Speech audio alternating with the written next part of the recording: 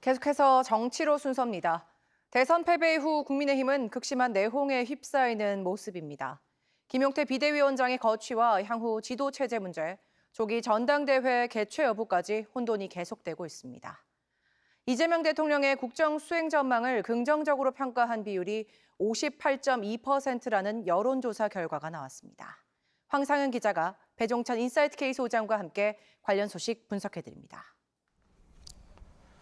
배 소장님, 이제 대선이 끝나고 이재명 정부가 출범한 지 한 주가 되고 있습니다. 리얼미터의 취임 후 첫 국정 수행 전망이 나왔는데 긍정이 58.2%였습니다. 어떻게 평가하세요?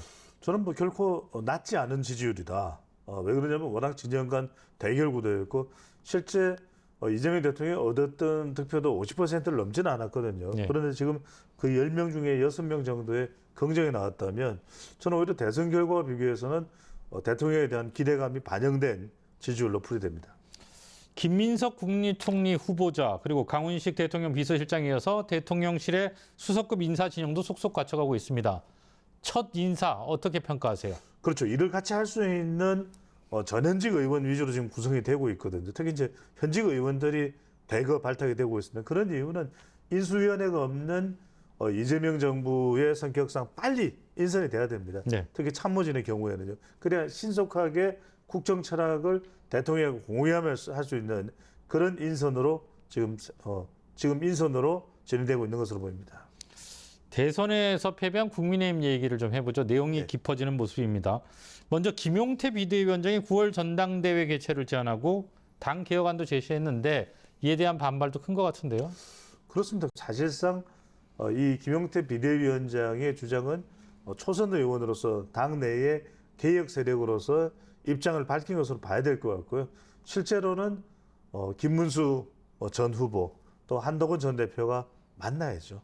친윤 김문수 전 후보 또 친한 한동훈 전 대표 여기가 이제 굵직한 전당대회에 등장할 후보들이겠죠. 그러면 이들이 만나서 당을 앞으로 어떻게 할 것인가 전당대회 계획들이나 이런 부분들을 정하는 것이 맞을 것으로 보입니다. 말씀하셨는데 김문수 전 국민의힘 대선 후보의 행보도 예사롭지가 않습니다. 나경원, 안철수 의원을 잇따라 만났는데 차기 당권을 염두에 둔 행보로 보는 시각이 있어요. 어떻게 보세요? 가능성. 그 행보로 봐야 되겠죠. 김문수 전 후보가 여전히 경쟁력을, 영향력을 가지고 있고 또 주변에서도 당권 도전해야 된다라고 하는 요구도 나오는 것이고 그리고 또 한동훈 전 대표와 맞설 만한 인물이 지금 친윤 쪽에서는 마땅하지가 않아요. 그렇다면 김문수 전 후보가 대선이 끝났지만 선거가 끝났지만 당권에 도전할 가능성이 매우 높다고 봐야 되겠죠. 오는 16일 당장 국민의힘 원내대표 선거가 있습니다. PK와 TK 중진 의원들이 잇따라 거명이 되고 있는데 어떻게 전망하세요? 첫 번째로는 이번 원내대표가 107명의 의원들의 선거로 이루어집니다. 네. 그렇다면 대체로 친윤이나 친한 쪽의 분포를 볼 때는 친윤 쪽이 아무래도 좀 많겠죠. 그리고 특히 이제 여기서 TK와 PK를 볼 때는 TK가 또 전면에 나서기는 쉽지 않을 거예요. 조화라든지 이런 것을 위해서는 PK 쪽, 사실 또 PK가 상당히 좀 구멍이 났다라는 분석도 나옵니다. 대선 네. 결과를 보면. 그러면은 조금 친윤 PK 쪽 의원이 상당히 이 원내대표로서는 유리한 고지를 선점할 가능성이 있을 것으로 보입니다.